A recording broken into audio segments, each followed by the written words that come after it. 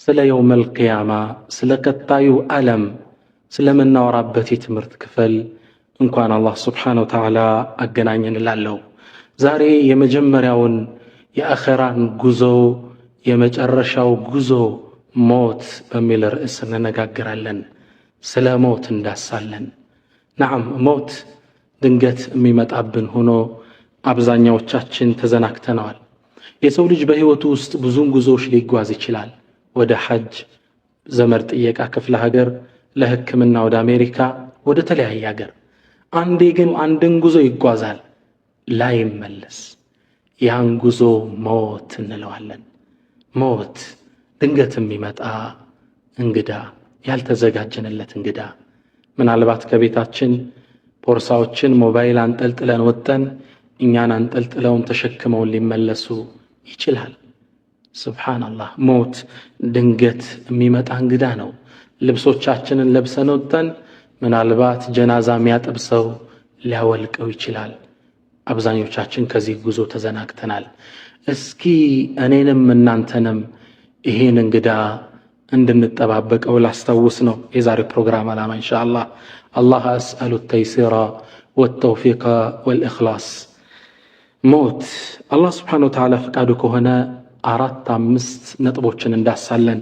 አንደኛ ማ ሁወል መውት፣ ሞት ምንድን ነው? ምንነቱ ምንድን ነው? በአላህ ፈቃድ እንዳሳለን። ሁለተኛ ሐቂቀቱ ዱንያ፣ ሞትን ጋርዳን ያለችው እቺ ዱንያ ትክክለኛ ማንነቷ ምንድን ነው? በአላህ ፈቃድ እናያለን። ሶስተኛ አልእስቲዕዳዱ ሊልመውት፣ ሞት የሚመጣ የግድ ከሆነ ዝግጅት ያስፈልገዋል። ሶስተኛ ለሞት መዘጋጀት። አራተኛ ከሞትም በኋላ የምንገባበት ቀብር የሚባል አለ፣ የቀብር ህይወት ሐያቱል ቀብር፣ እሱን እንዳሳለን። አምስተኛ ከይፈ ነንጁ ሚን ዓዛቢል ቀብር፣ ከቀብር ቅጣት እንዴት እንድናለን፣ እሱ እናያለን። ስድስተኛ አረጃኡ ቢረሕመቲላህ፣ እንግዲህ የሞት ወሬ ያስፈራል። በአላህ ላይ ተስፋ እንድናደርግ ደግሞ ረጃ ተስፋ በሚል ርዕስ ወደ መጨረሻው እንዳሳለን። ጠብዓን ስለ ሞት ማውራት አስፈሪ ርዕስ ስለመሆኑ ጥርጥር የለውም። ነገር ግን ይህ ፍርሃት ነገ መልካምን ነገር የሚወልድልን ስለሆነ الدنيا ላይ መፍራታችን ለጥንቃቄ ይረዳናል። አላህ ሱብሓነሁ ወተዓላ ሐዲስ አልቁድሲይ ላይ እንድንፈራው ሲያዘምን ይላል ወዕዘቲ ወጀላሊ ላ አጅመዑ ዐላ ዐብዲ አምነይኒ ወላ ኸውፈይን፣ በልቅናዬ በክብሬ ይሁንብኝ እኔ በባሪያዬ ላይ 2 መፍራትን ወይም 2 ሰላም መሆንን አላደርግለትም። ፈኢን አሚነኒ ፊ ዱንያ፣ በዱንያ ላይ ካመነኝ ሰላም ከሆነ አኺራን ሳይፈራ ከኖረ ኸወፍቱሁ የውመል ቂያማ፣ የውመል ቂያማ የሚፈራው ነገር ይገጥመዋል። ወኢን ኻፈኒ ፊ ዱንያ፣ ዱንያ ላይ ግን ከፈራኝ ከተጠነቀቀኝ አመንቱሁ የውመል ቂያማ፣ አኺራ ላይ አማን ሰላም አደርገዋለሁ ይላል። ወሊመን ኻፈ መቃመ ረቢሂ ጀነታን፣ ከአላህ ጋር ቆሞ መገናኘትን የፈራ ሰው ለሱ 2 ጀነት አዘጋጅተንለታል ይላል አላሁ ሱብሓነሁ ወተዓላ። ከተዘጋጀላቸው ሰዎች አላህ ያደርገን። የቁሉ አን አህሊል ጀና፣ ዱንያ ላይ ፈርተው በመሄዳቸው አኺራ ላይ ሰላምን ስለተጎናጸፉት የጀነት ሰዎች አላህ እንዲህ ሲል ይዳስልናል። የጀነት ሰዎች አንዱ ከአንዱ ጋር ቁጭ ብሎ እያወራ ይሄ ኖሬ ይለዋወጣሉ። ምን ይላሉ? ኢና ኩና ቀብሉ ፊ አህሊና ሙሽፊቂን፣ እኛ እኮ ዱንያ ላይ ያለነ ቤተሰቦቻችን ጋር የአኺራ ነገር ያስፈራን ያስጨንቀን ነበር። ታዲያ ውጤታቸው ምን ሆነ? ፈመነ አላሁ ዐለይና፣ አላህ በእኛ ላይ ጸጋውን ዋለ። ወወቃና ዐዛበ ሰሙም፣ አሳማሚውን ቅጣት አላህ ጠበቀን ይላሉ። ዱንያ ላይ ፈሩ፣ አኺራ ላይ ሰላም ጠበቃቸው። ዱንያ ላይ መፍራታችን ከወንጀል እንድንርቅ ይረዳናል። ሞትን ማስታወሳችን ትልቅ ጠቀሜታ አለው። ነቢያችን ሰለላሁ ዐለይሂ ወሰለም መፍራታችን ለዝግጅት እንደሚረዳን በሌላ ሐዲስ ላይ ምን ይሉናል? መን ኻፈ አድለጅ፣ የፈራ ሰው በማለዳ በሌሊት ይነሳል። ወመን አድለጀ በለገል መንዚል፣ ደግሞ በሌሊት የጀመረ ቤቱ በሰላም ይደርሳል ይላሉ። ይህን የተናገሩበት ለአረባዊ ህዝብ የተናገሩት ሐዲስ ነው። በተለይ ሐዲስ በተነገረበት ዘመን የነበሩ ሰሃቦች የዚህን ሐዲስ ትልቅነት ይረዳሉ። መን ኻፈ አድለጅ፣ ሰሃቦቹ እንደሚታወቀው የሚኖሩበት የአረባዊ ክልል በጣም ሙቀት ነው። በተለይ ከዙሁር እስከ ዐሱር ባለው ሰዓት ላይ መንቀሳቀስ አይቻልም። ስለዚህ በዙሁር እስከ ዐሱር ያለውን ሙቀት የፈራ መን ኻፈ አድለጅ በሌሊት ይነሳል። ከሱብሒ በፊት ተነስቶ ጉዞ ይጀምራል።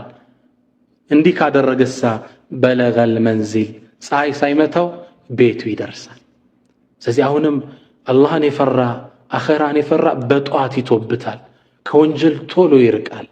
መን ኻፈ አድለጅ ለዝግጅት ይረዳናል መፍራታችን። የትምህርታችን ዋናው ርዕስ ሞት። ሞት ምን ማለት ነው? ሞት الموت هو انفصام الروح عن الجسد አካል ከሩህ ከሚባለው ሌላ አካል ጋር የሚያደርገው መነጣጠል ሞት ይባላል። ሩህ ግን ታዲያ ምን ማለት ነው? ሩህ ነቢያችን ሰለላሁ ዐለይሂ ወሰለም እስኪ ያብራሩልን። ይሁዶች አንዴ መጡና ነቢያችን ሰለላሁ ዐለይሂ ወሰለም ይዘውት የመጡት መልእክት ስተት እንደሆነ እንጠቁማለን በሚል እሳቦት መጡና ነቢዩን 3 ጥያቄ ጠየቋቸው። 3 ጥያቄ። የሁለቱም መልስ ያውቁታል፣ የሶስተኛውን ነው የማያውቁት።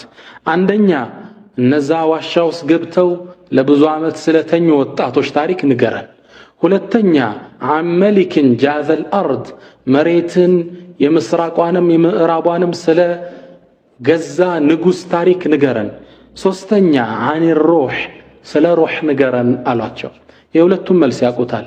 አላህ ቁርአን አወረደና አስሐቡል ከህፍ ናቸው እነዛ ዋሻው ውስጥ የተቀመጡት ሲል ሱረቱል ከህፍ ብሎ ቁርአን አወረደ። ስለ ዙልቀርነይን ነው ደግሞ የጠየቁት፣ ምስራቁንም ምዕራቡንም ስለገዛ ንጉስ። ወየስአሉነከ አን ዙልቀርነይን ስለ ዙልቀርነይን ይጠይቁሃል እንዲህ ብለህ ተርክላቸው ሲል አላህ መልስ ሰጠ። ሶስተኛ የጠየቁት ግን እነሱም መልስ ለለው ያውቃሉ። ወየስአሉነከ አን ሩህ ስለ ሩህ ይጠይቁሃል። ቁል ሩህ ሚን አምሪ ረቢ የጌታዬ ጉዳይ ነው በላቸው። አምሩላህ ዐጂብ የሩህ ምስጢር ማንም የሚያውቀው የለም። እቺ ሩህ ከአካል ጋር የምታደርገው መነጣጠል ምን ይባላል? ሞት ይባላል። يقول إمام ابن القيم كتاب الروح روح የሚባል ኪታብ አላቸው ኢማም ابن القيم እሳቸው ሩህን ሲያብራሩ ምን ይላሉ? ሩህ ማለት ከልጀሰድ ልክ እንደ አካል ናት። ኑራኒ ባይሆን ብርሃናማዊ ናት። خفيف ቀላል ናት። متحرك ምትንቀሳቀስ ናት። ينفض في كل أعضاء الجسد በአካል ሁሉ የተሰራጨች ናት ይላሉ ابن القيم عليه رحمة الله። ታዲያ ይህ መነጣጠል ዓለም አለው፣ ህመም አለው። ይህ ህመም ሰክረቱል መውት፣ ይህ ጣረ ሞት፣ የሞት ስካር የምንለው ነው። የሰው ልጅ ከመጠጥ ሊሰክር ይችላል፣ ከህመም ሊሰክር ይችላል፣ ከደስታ ሊሰክር ይችላል፣ ከሞትም ይሰክራል። ሞት የራሱ የሆነ ስክረት አለው፣ ራስን የሚያስት። ነቢዩላህ ሙሳ ዓለይሂ ሰላም ስለ ሞት ሲጠየቁ ምን አሉ? ሞት እኮ ሰክረቱል መውት የሞት ስካር ማለት ጣረ ሞት ማለት አሉ። አንዲትም በግ ከነ ህይወቷ እያለ ቆዳዋን ብትገፈው ከአካሏ እንዴት ነው የሚያማት? የዛን ያህል ነው ይላሉ ሩህ ከጀሰድ ጋር የምታደርገው መነጣጠል። ነቢያችን ሰለላሁ ዐለይሂ ወሰለም አሽረፉል ሙርሰሊን ሰይዱ ወለዲ አደም አሚሩል አንቢያኢ ወልሙርሰሊን ነቢያችን ያ ትልቅ ሰው ሞት አፋፍ ላይ ሆነው ሰከራት ያዛቸው። ምን አሉ? ላ ኢላሃ ኢላላህ ኢነ ሊልመውት ለሰከራት ሞት ከባድ ስካር አለዋል። ሞት ወጃአት ሰክረቱል መውት ቢልሐቅ ዛሊከ ማ ኩንተ ሚንሁ ተሒድ በርግጥ ጣረ ሞት ወደ አንተ መጣ፣ ይህ አንተም ስትሸሸው የነበረው ነው። ذلك ما كنت منه تحيد ذلك ما كنت منه تهرب ذلك ما كنت منه تخاف ስትሸሸው የነበረው ሲርብህ እንዳትሞት ትመገባለህ፣ ሲያምህ ትታከማለህ፣ መጣብህ አሁን ይለናል አላሁ ሱብሓነሁ ወተዓላ። አቡበክር ስዲቅ ረዲየላሁ ተዓላ አን ታላቁ ሰሓባ አቡበክር ሞት አፋፍ ላይ ሆነው ጣረ ሞት ውስጥ ሲገቡ ከጥጋቸው የነቢዩ ተወዳጇ ሚስት እናታችን አኢሻ ከጎን ቁጭ ብላለች። አባቷ እንደዛ ሲጣረ ሞት ውስጥ ሲገባ ስታይ ግጥም እንዲህ ስትል ገጠመች። ለዐምሩከ ማ ዩግኒ ሰራኡ ዐን ልፈታ ኢዛ ሐሽረጀት የውመን ወዳቀ ቢሃ ሰድሩ አለች። አይ ለአንድ ሰው ንብረቱ ምን ይጠቅመዋል ሩህ ጉሮሮ ላይ የደረሰች ጊዜ ስትል ገጠመች። አቡበክር ስዲቅ ምን አሏት? በል ቁሊ ማ ቃለ አላህ ያለውን አትይም እንዴ? ወጃአት ሰክረቱል መውት ቢልሐቅ ዛሊከ ማ ኩንተ ሚንሁ ተሒድ። የጣረ ሞት ወደ አንተ መጣ፣ ይህም አንተ ስትሸሸው የነበረው ነው። ሞት ይመጣል። ሞት የጊዜው ገደቡ የተወሰነ ነው። አላህ ስብሓነሁ ወተዓላ ይህን ሱረቱ ኑሕ ላይ ሲያብራራልን ኢነ አጀለላሂ ኢዛ ጃአ ላ ዩአኸር ለው ኩንቱም ተዕለሙን። የአላህ ጊዜ ገደብ እኮ ከመጣ አይዘገይም የምታውቁ ከሆነ ይለናል። በሌላም ሱራ ላይ አላህ ሲያስታውሰ ምን ይላል? ወሊኩሊ ኡመትን አጀል፣ ለእያንዳንዱ ህዝብ የጊዜ ገደብ አለው።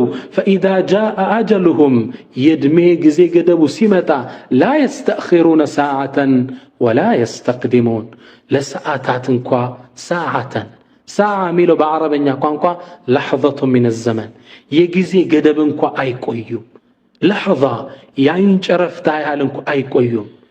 ላ የስተእኺሩነ ሰዓተን ወላ የስተቅዲሙን፣ ወደፊትም ወደ ኋላ ማለት የለም። የጊዜው ገደብ ከመጣ ድንገት ይመጣል። በጣም የሚገርማችሁ በዘመናችን አንድ ወጣት መኪና አስነስቶ ይሄዳል። ትራፊክ መብራትም ቀይ በራና ቆም አለው። ይህ ወጣት ቆመ። ልክ ወዲያውን ቢጫ በራ ተንቀሳቀስ፣ አረንጓዴ በራ ህድሜል። ይህ ወጣት ግን መንገድ ዘግቶ እንደቆመ ነው። ትራፊኩ ይነፋል፣ ፊሽካ አልተንቀሳቀሰም። ሌሎች መኪኖች ከኋላ ክላክስ ያደርጋሉ፣ አልተንቀሳቀሰም። መጦ ትራፊኩ ሲያየው ይህ ወጣት ቀይ በርቶ ቢጫ በሚበራበት በዝች አጭር ደቂቃዎች ውስጥ ከዱንያ ለቆ ነበር። ያ አላህ፣ የጊዜ ገደቡ ከመጣ መዘግየት የለም፣ ዝግጅት ያስፈልገናል። አልመካኑ ማዕሩፍ፣ ጊዜው እንደታወቀውም ቦታውም የታወቀ ነው።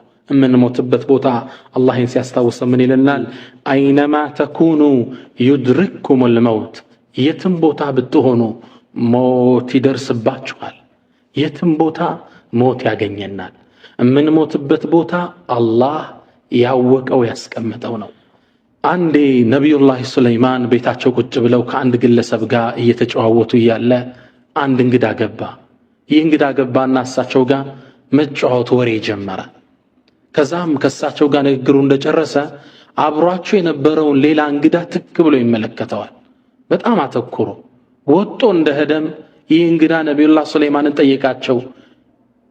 ያ ነቢይ አላህ፣ አንተ የአላህ ነቢይ፣ ይህ ሰው ማን ነው? አስተያየቱ ደስ አላለኝም። በጣም አተኩሮ ተመለከተኝ ይሳላቸው።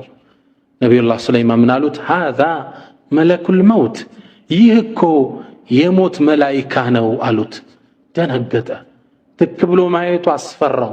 ምን አለችው? ያ ነቢይ አላህ እንሹዱከ አላህ፣ በአላህ የሆነብህ አሁን ንፋስን እዘዝልኝና ህንድ ሀገር ወስዶ እንዲጥለኝ አድርግ፣ ሩቅ ቦታ ላከኝ አላቸው።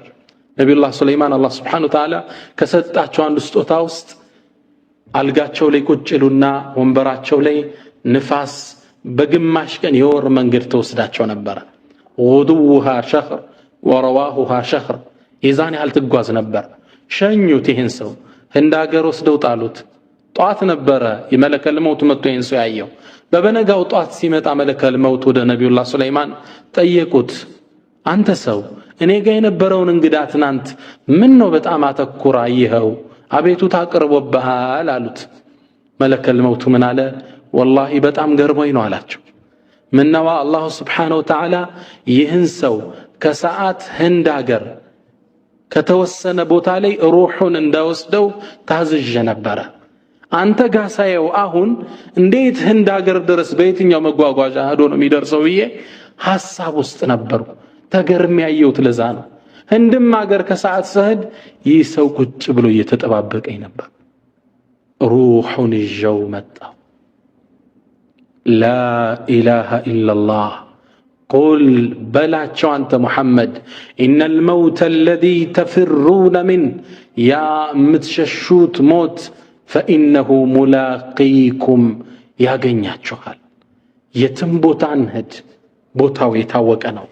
አንድ ሰፈር ላይ ወባ በሽታ ገባ። ወባ ሲገባ አንድ ወጣት ከዚህ ድናለሁ ብሎ አገር ለቅቄ ሄዳለሁ አለ። አባትም ምን አሉት? ያ ቡነየ እጅሊስ ማዓና እኛ ጋር ቁጭ በል፣ ዩሲቡከ ማ ዩሲቡና የሚያገኘን ችግር ያገኘሃል፣ ጥለህና ትድባካ አሉት። በጭራሽ አለ። ተሳፈረና ተንቀሳቀሰ። መሃል ላይ ፀሐዩ ስላደከመው ከሆነ ዛፍ ጥግ ቁጭ ብሎ እንቅልፍ ገደም አለ ሊተኛ አስበው። እዚህ በረሃ ላይ ያለ እባብ ድንገት መጣና ነደፈው። እዛው ላይ ሞተ።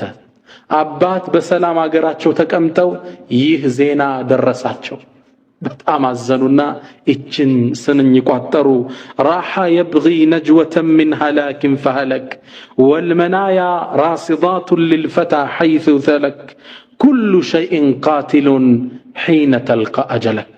ራሓ የብጊ ነጅወተን ምን ሃላክን ፈሃለክ ሰላም ሆናለው ከሞት ድናለው ብሎ ልጅ ሄደ ፈሃለክ ግን ሞተ። ወልመናያ ሞት እኮ ራሲዳቱን ልልፈታ ሐይሱ ሰለክ ለአንድ ሰው የትም ቦታ ቢሄድ ሞት ተከታትሎት ነው የሚመጣ፣ ይጠብቀዋል ቁሞ። ኩሉ ሸይእን ቃትሉን ሁሉ ነገር ላንተ ገዳይ ይሆናል። ሒነ ተልቃ አጀለክ አጀል ሲደርስ ሁሉም ነገር ላንተ ገዳይ ነው። ወድቀህ ትሞታለህ፣ ተጋጭተህ ትሞታለህ። ሁሉም ነገር ገዳይ ነው። ምነው ሰዓት ደርሷል። ከተወሰነልህ ሰዓት ከተወሰነልህ ቦታ አትወጣ። ነገር ግን የት ነው ምን ሞተው? አላህ መልስ ሰጠ።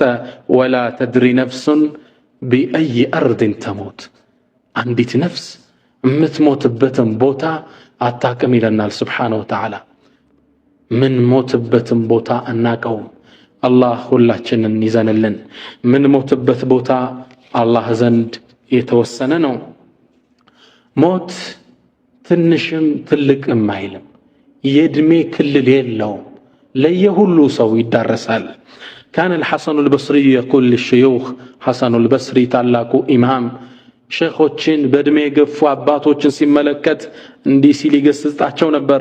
አዩሃ ሽዩኽ እናንተ አባቶች ማዛ ወራء الزرع إذا بلغ إلا الحصاد አንድ አዝመራ እኮ ከደረሰ ካበበ በኋላ መታጨድ እንጂ ምን ይጠብቀዋል?